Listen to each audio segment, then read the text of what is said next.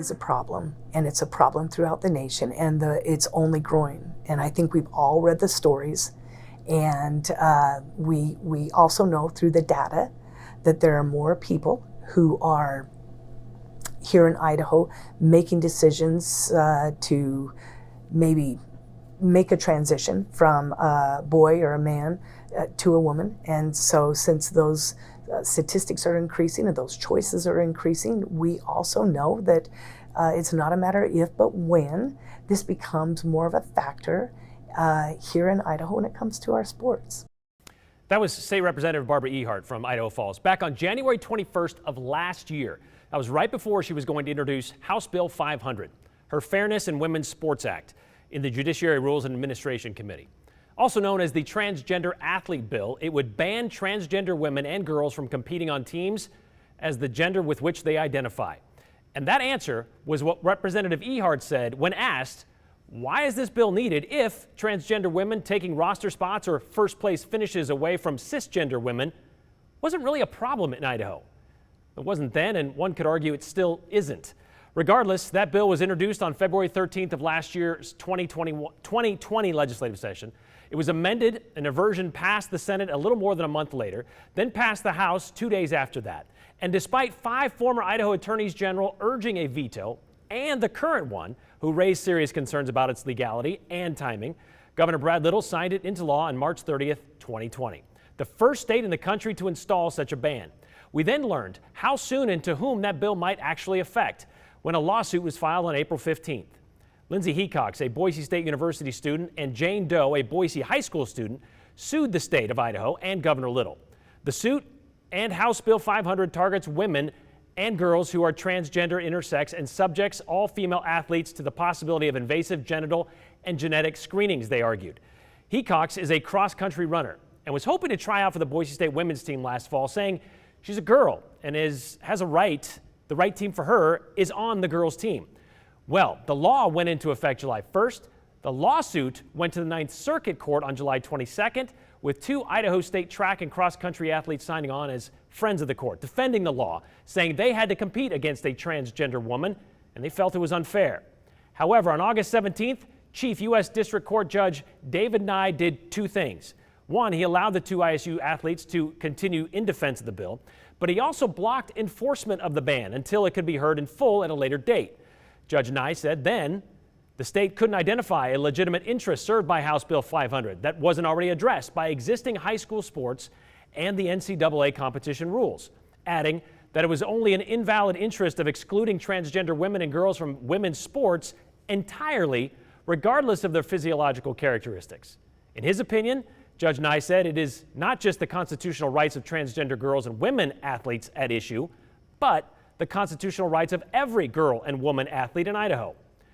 Deciding the law is likely unconstitutional as it is written, he issued a preliminary injunction pending a trial on those merits. Well, then last month, on April 12th, the NCAA Board of Governors said it firmly and unequivocally supports the opportunity for transgender student athletes to compete in college sports, and they will continue to monitor House Bill 500 and the lawsuit, adding any NCAA championship event host site is determined by environments that are deemed free of discrimination and welcoming and respectful of all participants.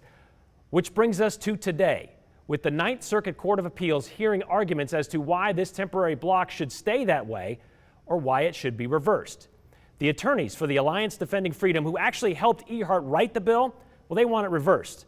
Attorneys for the Idaho chapter of the American Civil Liberties Union, they want it to continue. And there were several questions during the hearing about the scientific side of this debate, testosterone levels in athletes. I think it's important to recognize first that appellant's argument that this law does not discriminate on the basis of trans status simply cannot be reconciled with the text of the law and the context of its passage. By design, the law utilizes, as Judge Wardlaw had alluded to, a gerrymandered definition of biological sex, which is drawn intentionally narrowly to exclude the sole sex characteristic that every expert agreed is the primary driver of athletic performance differences between men and women, and that's circulating testosterone.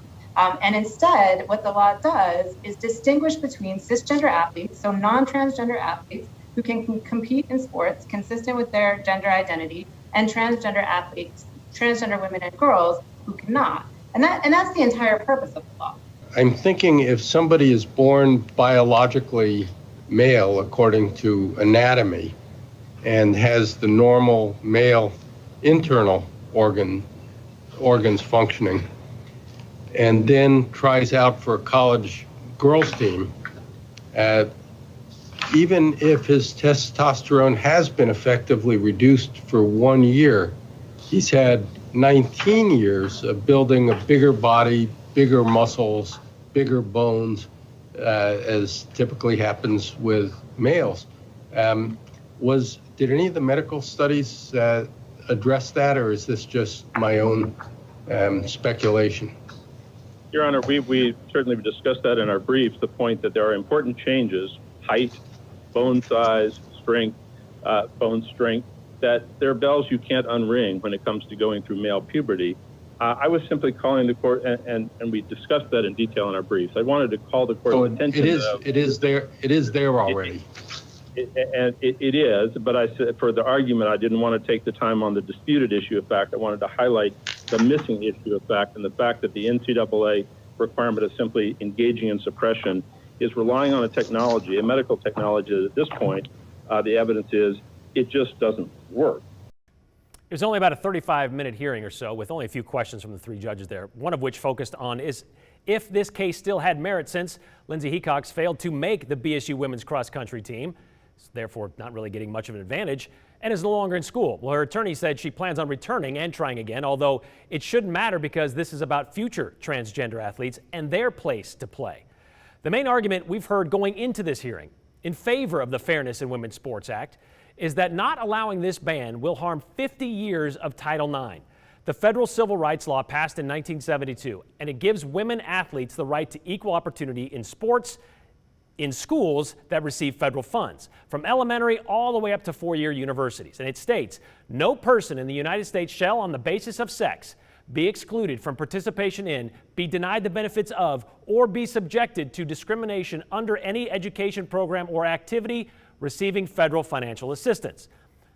But maybe Title IX, a 50-year law, maybe it could use an update? In 2021, I should say, segregation on the basis of sex, should that still be a thing when it comes to sports? Maybe there's a better way to look at this. After all, the original intent of Title IX was to give marginalized members of society, at that time, women, a place to play. Who's a more marginalized group right now than transgender people? The court is only considering whether the block of this ban will continue, but maybe their ruling will help determine the answers to those other questions. We'll just have to wait and see.